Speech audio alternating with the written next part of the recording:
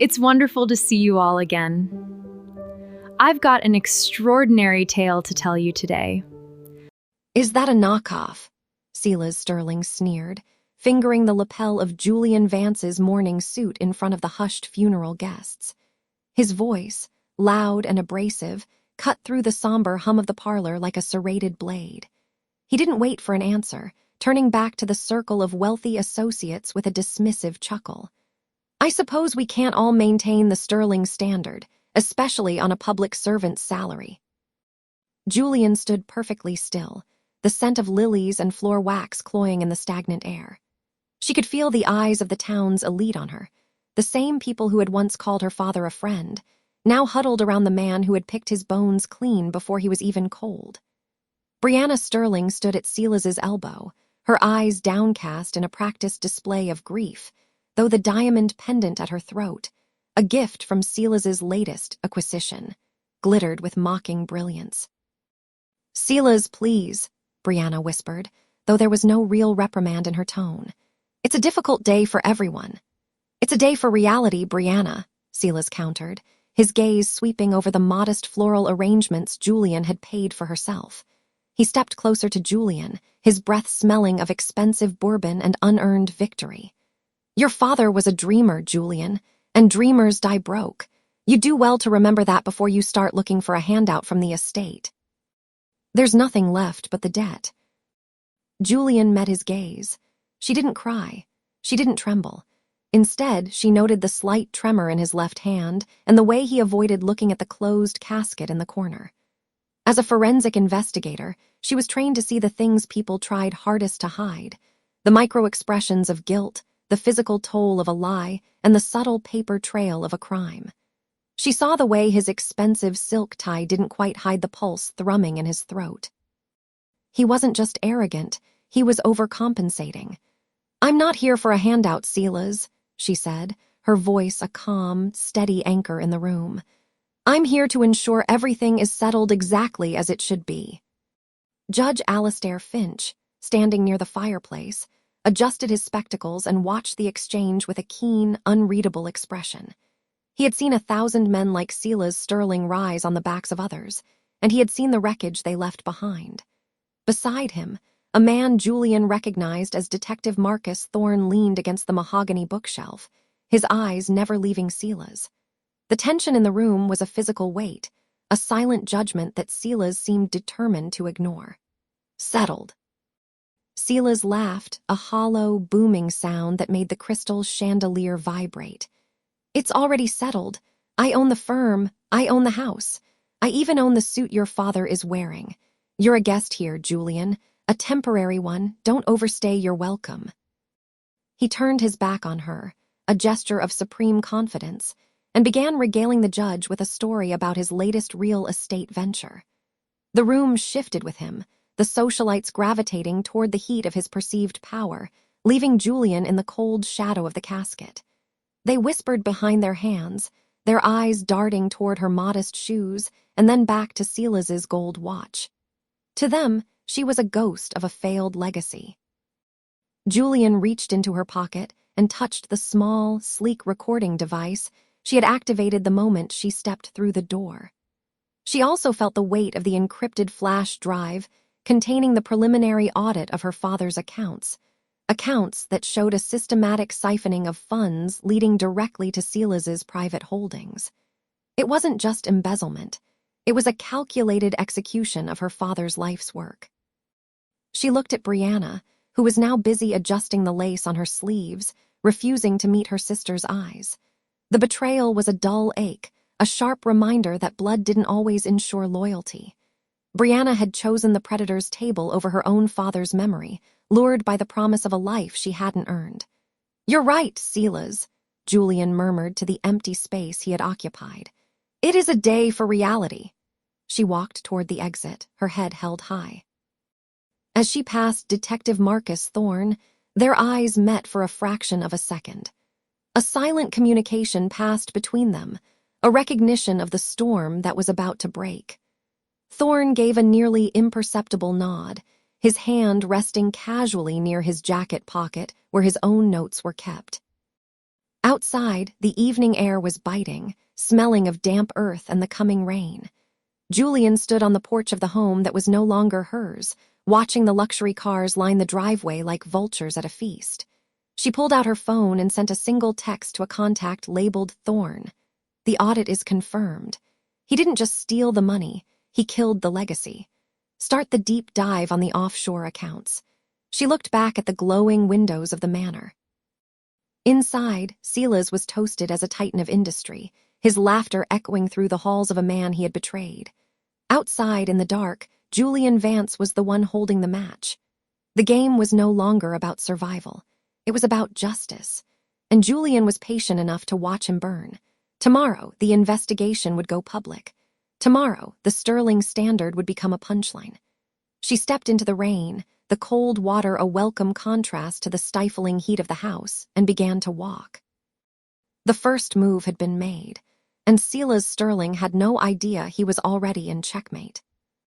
The next morning, the fluorescent lights of the roadside diner hummed with a low, irritating buzz that matched the throb in Julianne's temples.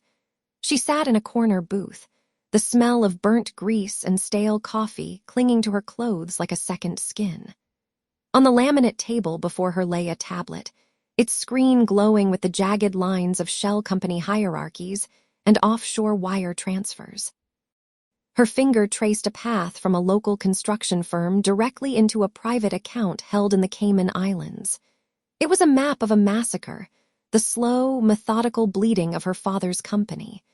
The phone beside her plate vibrated, the caller ID flashing a name that made her stomach tighten.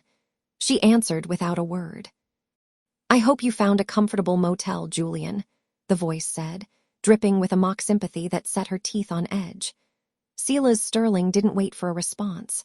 She could hear the clink of a crystal glass against a decanter in the background, the sound of a man celebrating a victory he hadn't earned.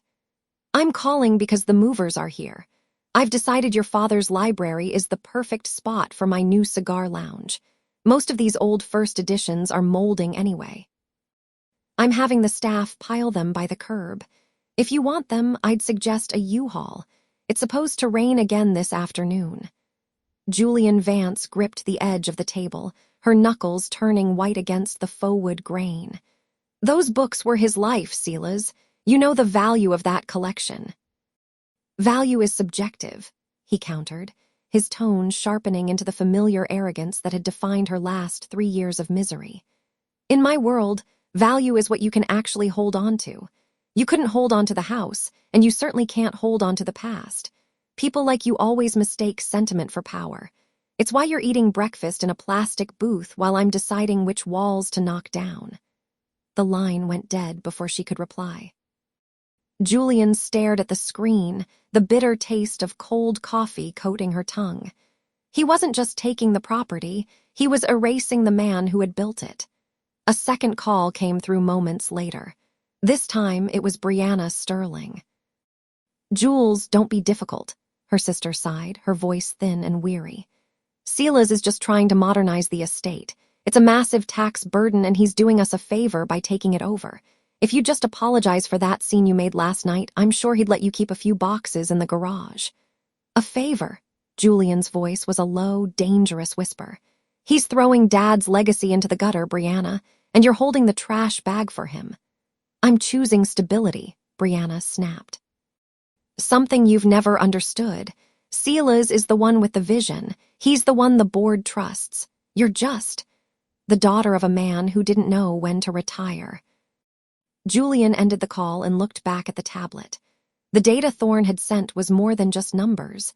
It was a confession.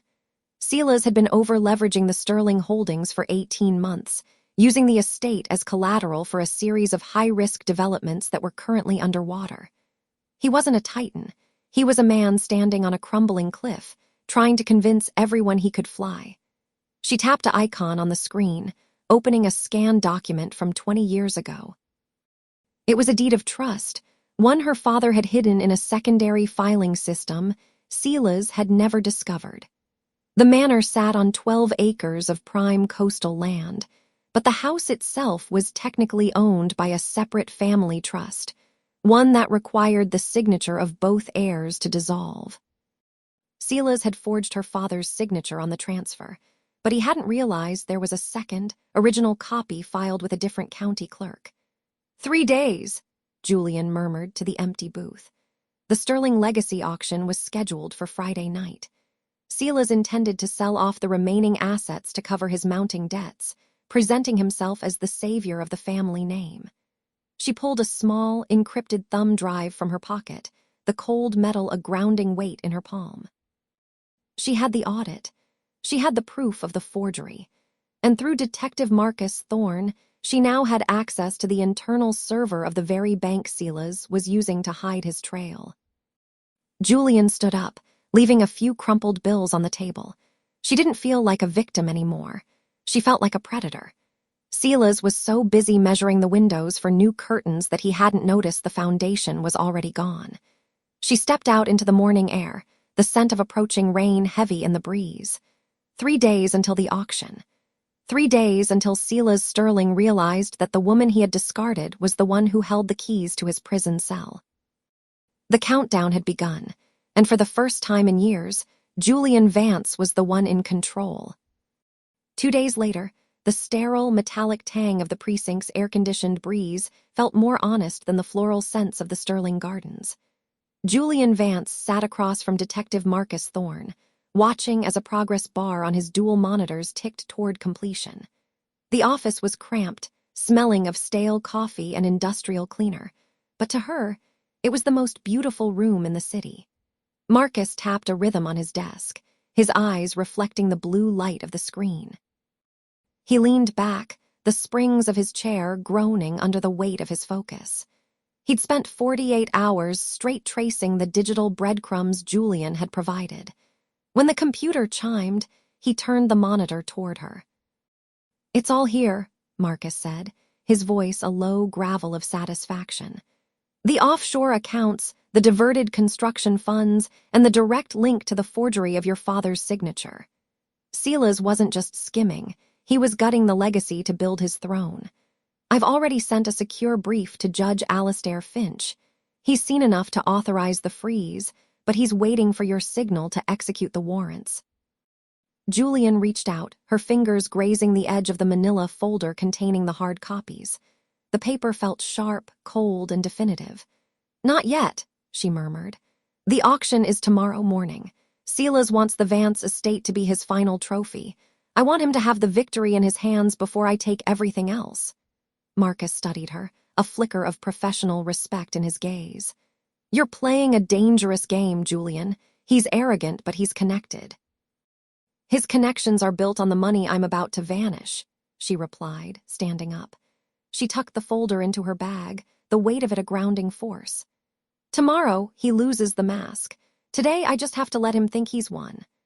An hour later, the atmosphere shifted from the gritty reality of the police station to the suffocating luxury of the Gilded Lily, a garden cafe where the city's elite gathered to perform their status.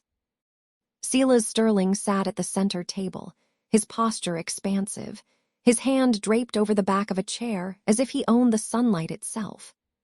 Brianna Sterling sat beside him, her eyes hidden behind designer sunglasses, her wrist heavy with a gold watch Julian recognized as a Vance family heirloom. "Look who decided to crawl out of the shadows," Silas called out as Julian approached. His voice was loud enough to make the neighboring tables turn. He didn't rise. Instead, he signaled a waiter with a dismissive flick of his wrist. "Get my sister-in-law a water, the tap kind. I'm sure she's used to it by now." Brianna let out a soft, tittering laugh that didn't reach her eyes. "Don't be cruel, Silas. Julian, sit down. You look tired. Is that the same suit you wore to the funeral?" "I have some old pieces in my closet I was going to donate. Truly, I'd be happy to let you look through them." Julian pulled out a chair, the screech of the metal against the flagstone cutting through the polite murmur of the cafe. She sat, her spine a straight line of composure. "I'm fine, Brianna. I'm just here to discuss the auction." Silas leaned forward, the scent of his expensive, wood-smoke cologne cloying in the midday heat. He picked up a silver fountain pen and began tapping it against the linen tablecloth. "There is no discussion. Tomorrow, I buy the Vance name and bury it. I'm thinking of turning the library into a cigar lounge, or maybe a mudroom for the hunting dogs. It's a bit drafty for anything else, don't you think? That house has been in our family for 4 generations, Julian said, her voice intentionally thin, playing the part of the wounded victim.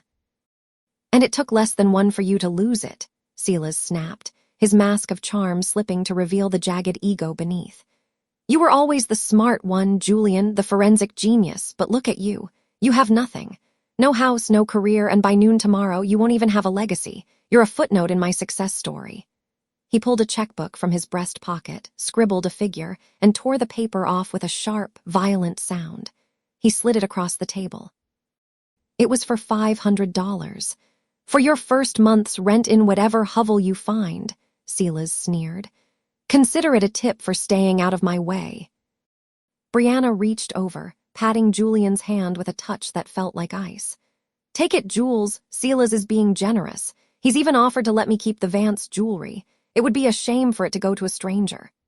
Julian looked down at the check, then up at Silas. She didn't touch the money. Instead, she felt the encrypted drive in her pocket, a secret pulse of power.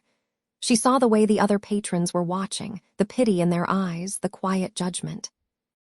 They were witnesses to his peak, which made them witnesses to his upcoming fall. You should keep your money, Silas, Julian said, her voice dropping to a calm, terrifying silkiness. You're going to find that your expenses are about to increase significantly, unexpectedly even. Silas laughed, a harsh, barking sound that drew more eyes. Is that a threat? From you? You're a ghost, Julian, and ghosts don't have teeth. Maybe not, she said, rising from the table. She left the check fluttering on the linen. But they have memories, and they know where the bodies are buried. She turned and walked away, the sound of her modest heels steady against the stone. She didn't look back when Silas shouted a final insult about her father's failures. She didn't flinch when Brianna called out a fake, God bless. The countdown was no longer in days. It was in hours. Julian checked her watch as she reached her car. 19 hours until the auction. 19 hours until Silas Sterling stepped onto the stage he had built with stolen wood, only to realize the floorboards had already been sawn through. She started the engine, the hum of the car a low growl of anticipation. The sleeping lion wasn't just awake, it was already at his throat. He just hadn't felt the bite yet. 4 hours after the confrontation at the bistro, the sun began to dip behind the manicured hedges of the Sterling estate, casting long, jagged shadows across the white stone driveway. Julianne Vance stepped out of her car, the scent of expensive mulch and blooming jasmine cloying in the humid evening air. She wasn't here to argue. She was here to deliver the final courtesy Silas Sterling didn't deserve. Inside the foyer, the sound of ice clinking against crystal echoed off the vaulted ceilings. Silas stood near a towering mahogany sideboard, pouring a finger of amber scotch. He didn't look up when she entered, but the smirk was audible in his voice. Back so soon. I thought you'd be halfway to the state line by now, Julian, he said, finally turning. He looked her up and down, his gaze lingering on her sensible shoes with a flash of mockery. Or did you realize that ghosts don't pay for hotel rooms? I'm here to drop off the final disclosure for the auction house, Julian said, her voice a calm, steady blade. She held out a thick manila envelope. The rough texture of the paper felt grounded against her fingertips. It's a legal requirement. I figured I'd save the courier the trip. Silas laughed, a harsh, entitled sound that vibrated in the empty space. He took the envelope with 2 fingers as if it were contaminated.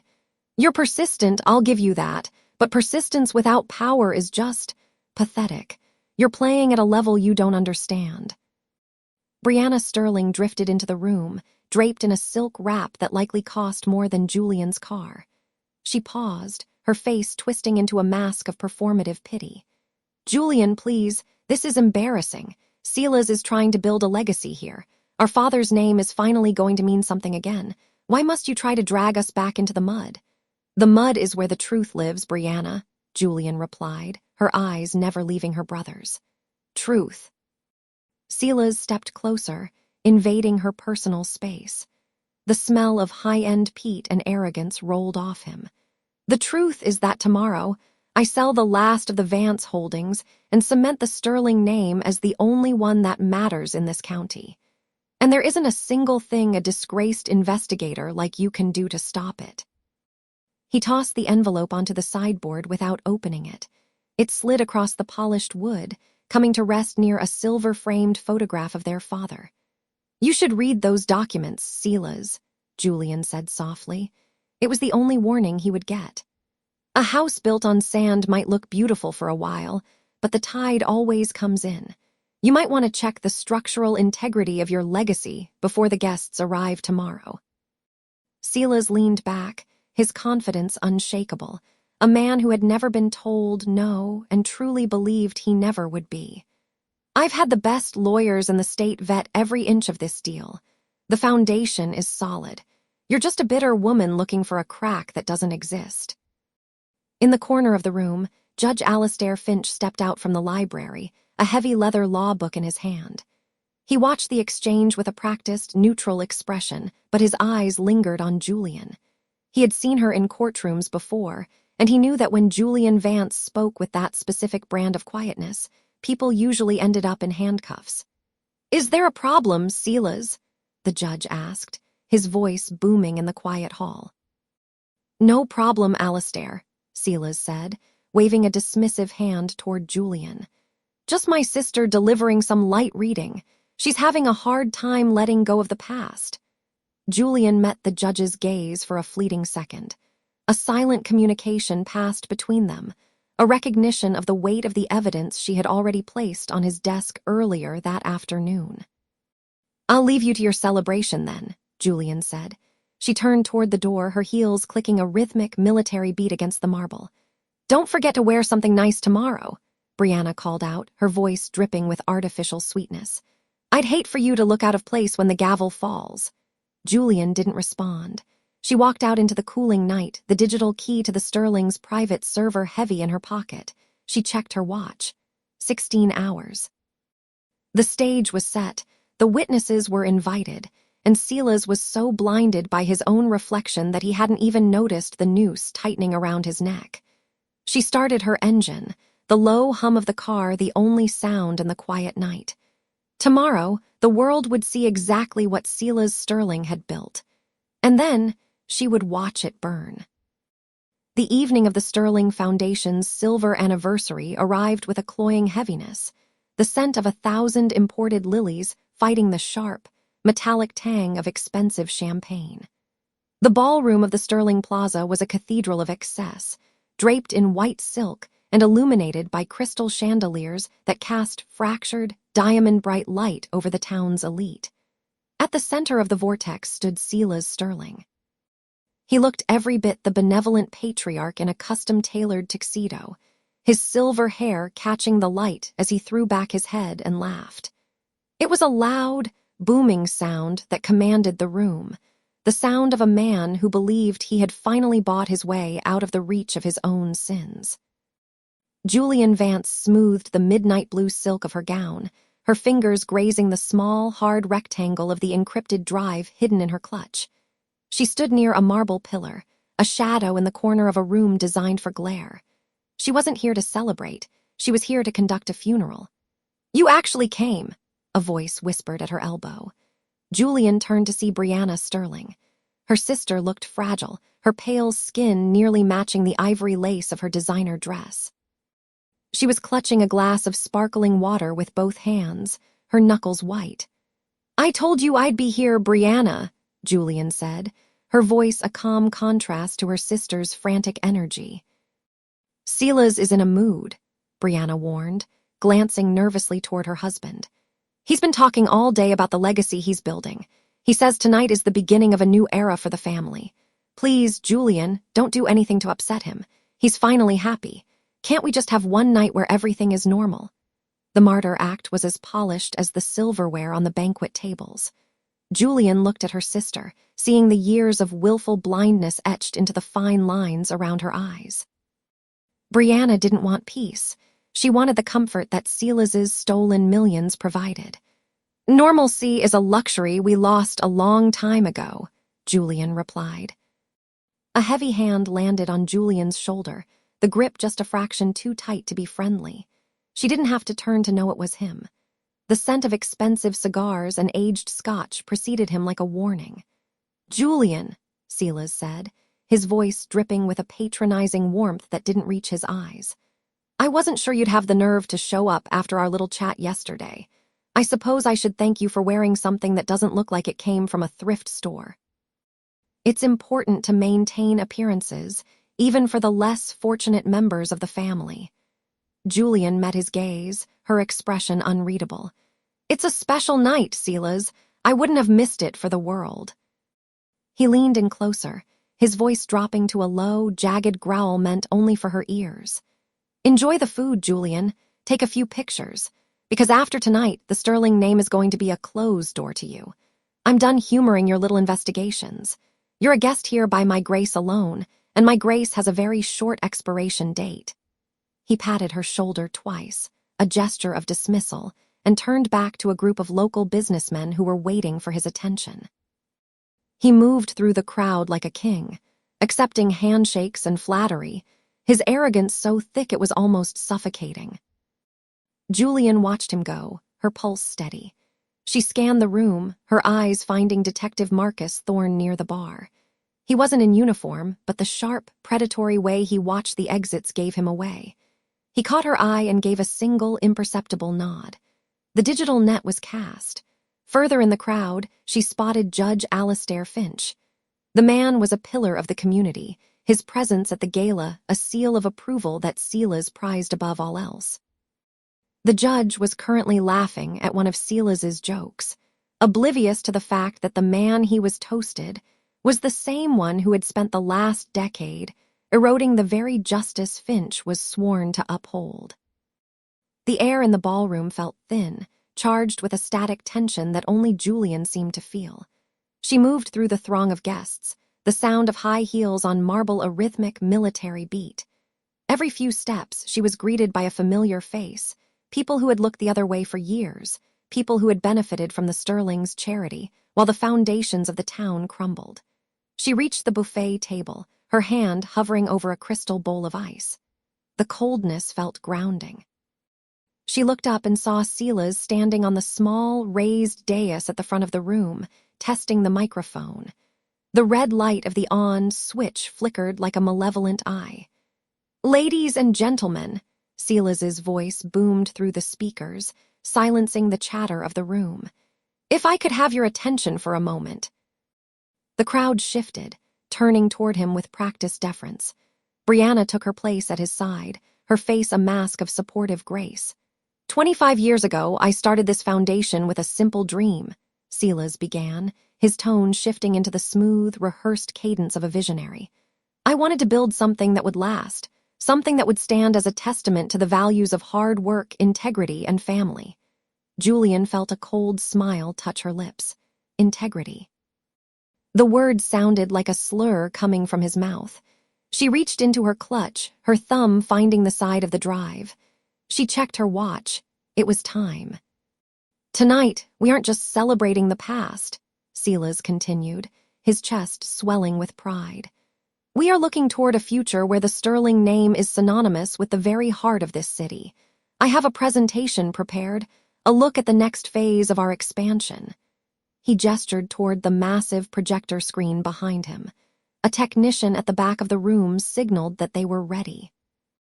Julian took a slow, deep breath, the scent of the lilies suddenly overwhelmed by the smell of ozone as the projector hummed to life.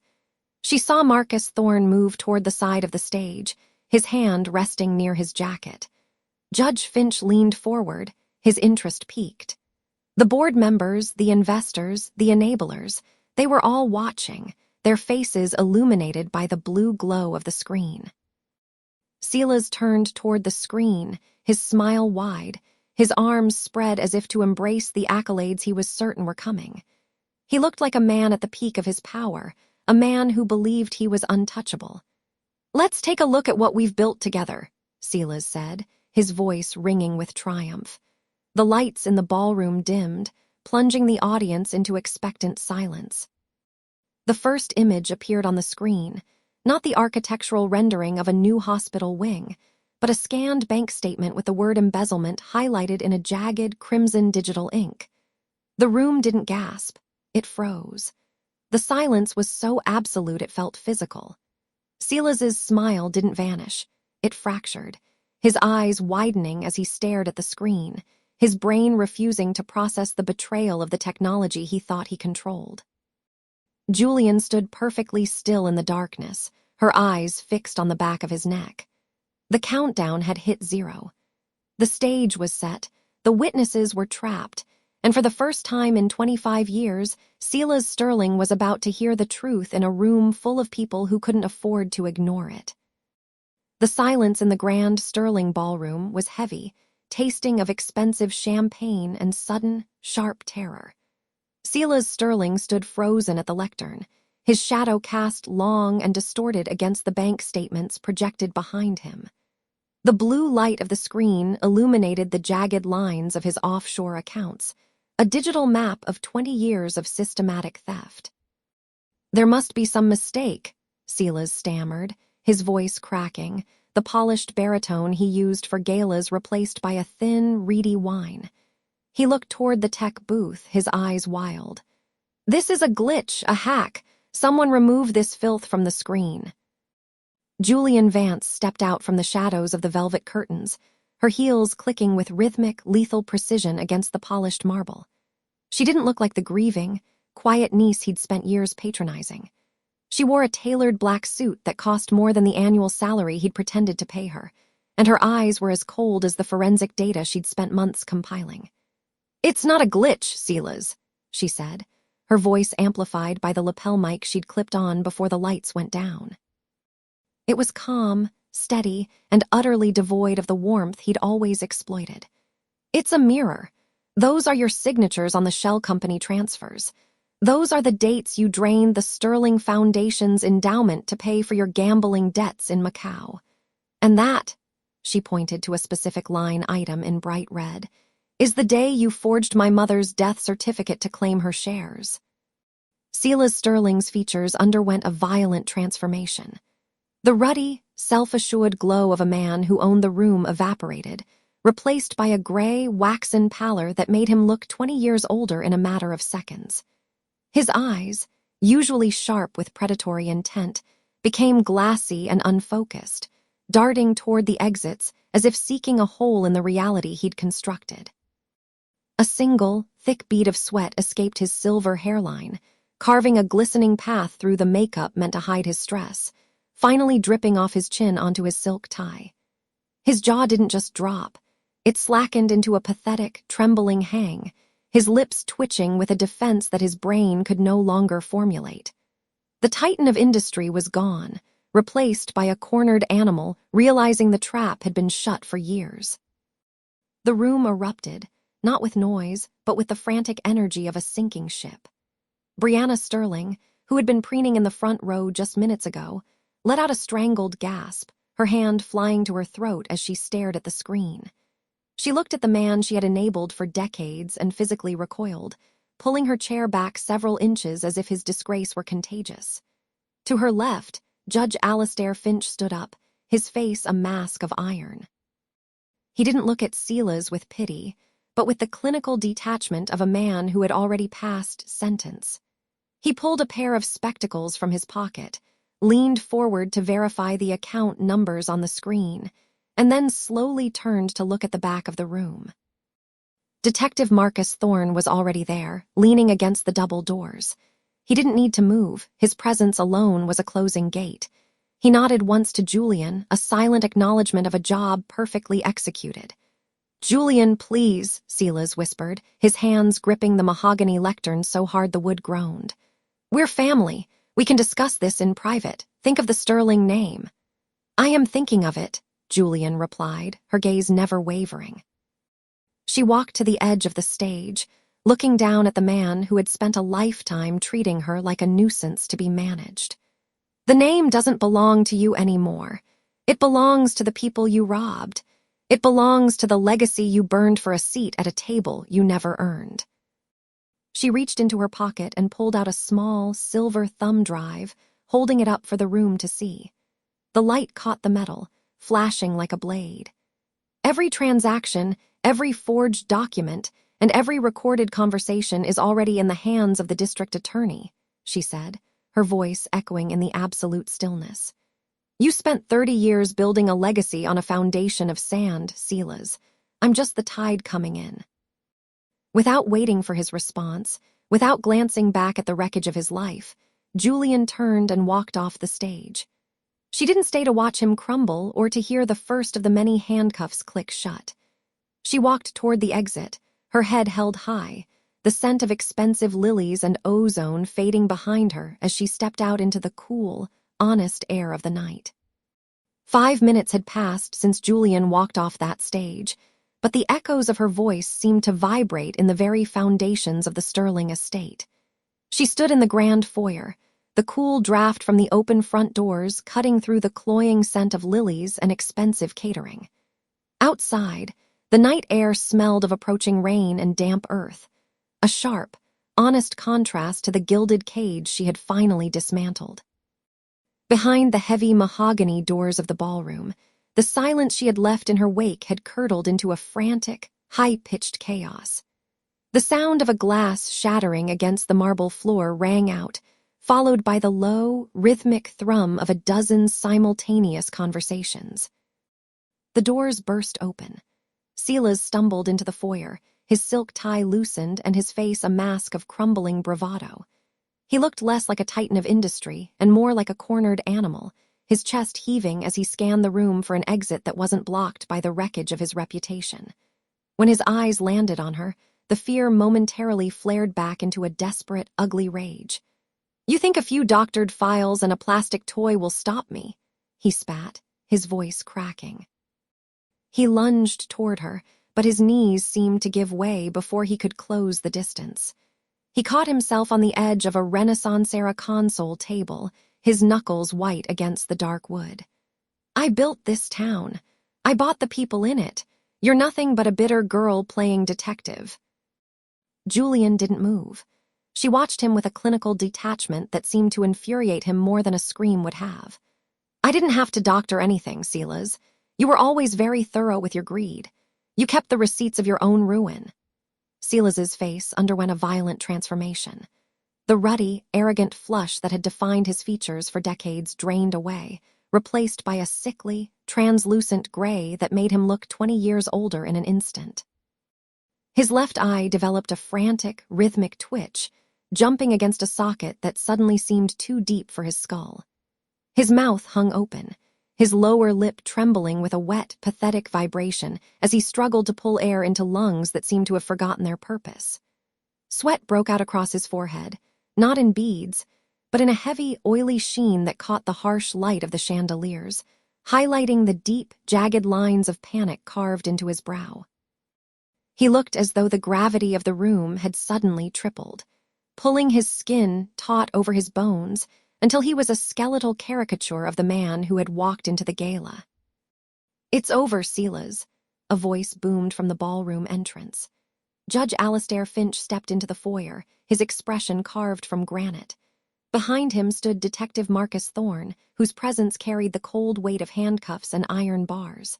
The judge held a leather-bound folder, but he didn't look at Silas. He looked at Julian with a somber nod of respect. The digital records have already been mirrored to the federal server, Marcus said, his voice echoing off the high ceilings. The freeze on your personal and corporate accounts went live 3 minutes ago. You couldn't buy a cup of coffee right now, let alone a way out of this. Alistair, listen to me, Silas wheezed, turning toward the judge. We've been friends for 30 years. There's a misunderstanding. I can explain the transfers. The only thing you'll be explaining, Silas, is why you thought my signature was yours to forge on those land grants, Judge Finch interrupted, his voice dripping with icy contempt. I've seen the evidence. Julian was far more patient with you than you deserved. The sound of soft, frantic sobbing drifted from the ballroom.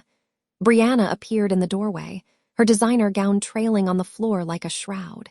She clutched a lace handkerchief to her face, her eyes darting between her father and the officers. Julian, please, Brianna wailed, her voice a practiced melody of martyrdom. "Think of the family name. Think of what this will do to us. We didn't know. We were just doing what he told us." Julian looked at her sister, really looked at her, and saw the same entitlement that had rotted Silas from the inside out. Brianna wasn't mourning the crimes. She was mourning the loss of the lifestyle those crimes had bought.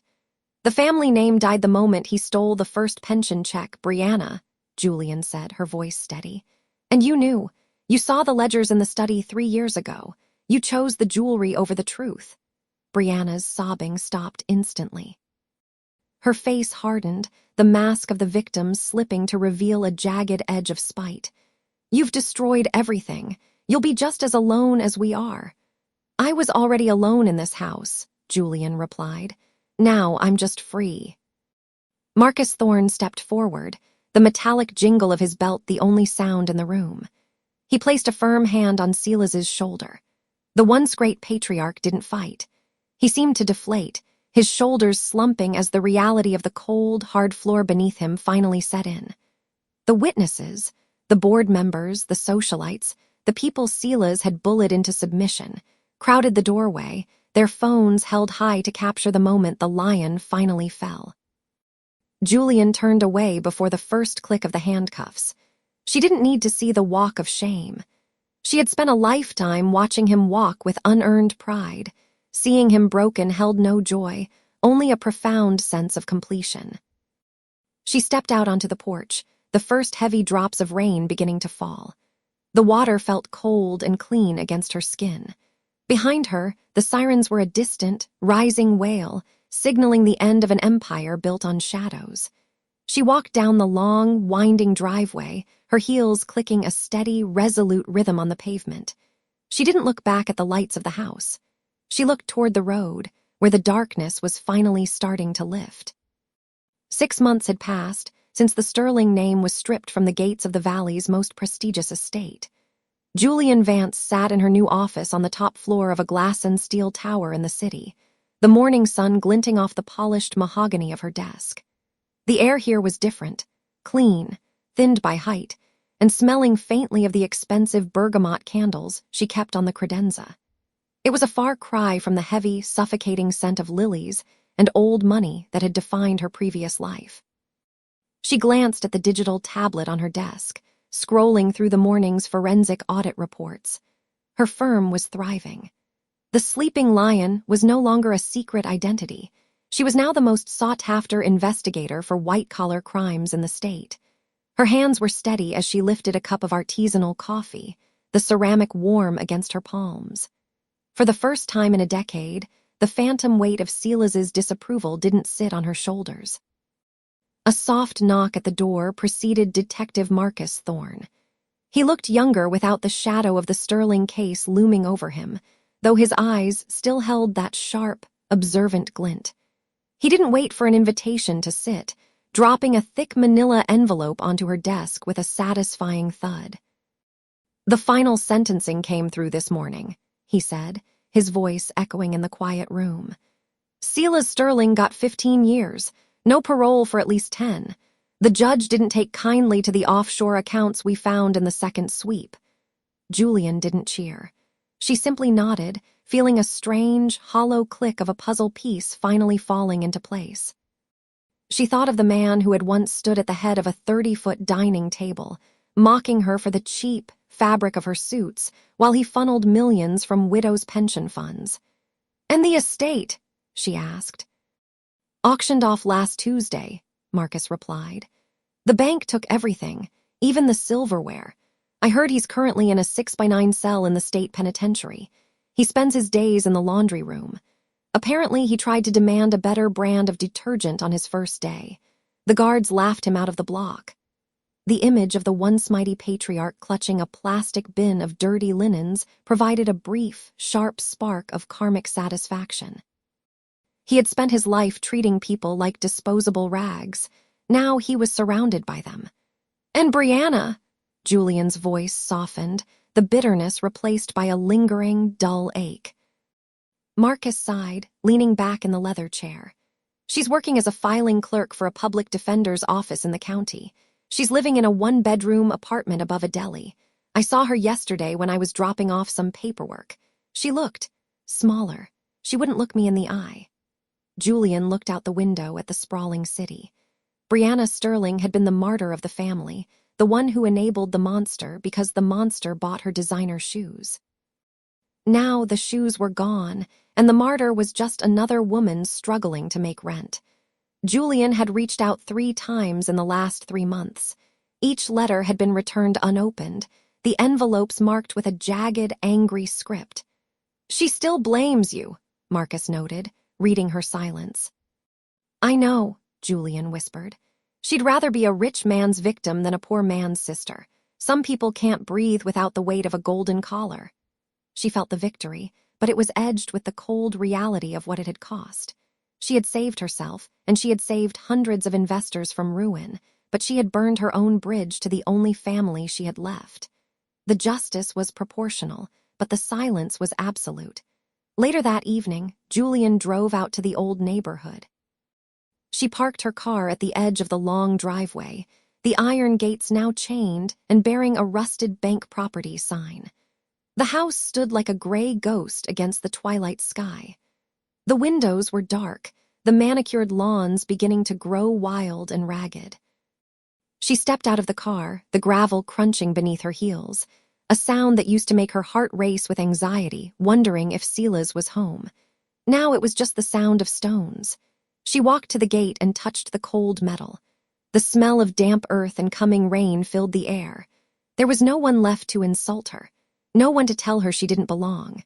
The lion had woken up, the empire had fallen, and all that remained was the quiet.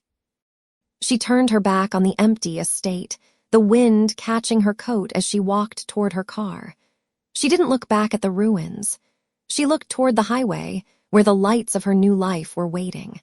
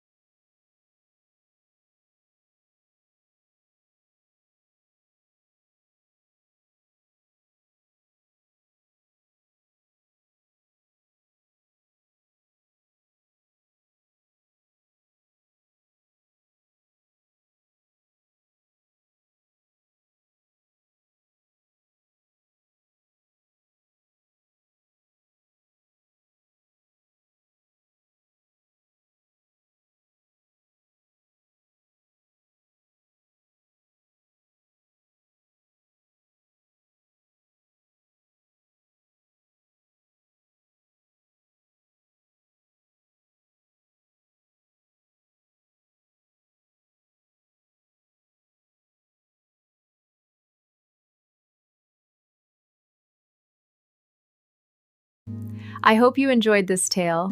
Please subscribe to support the channel. Goodbye for now.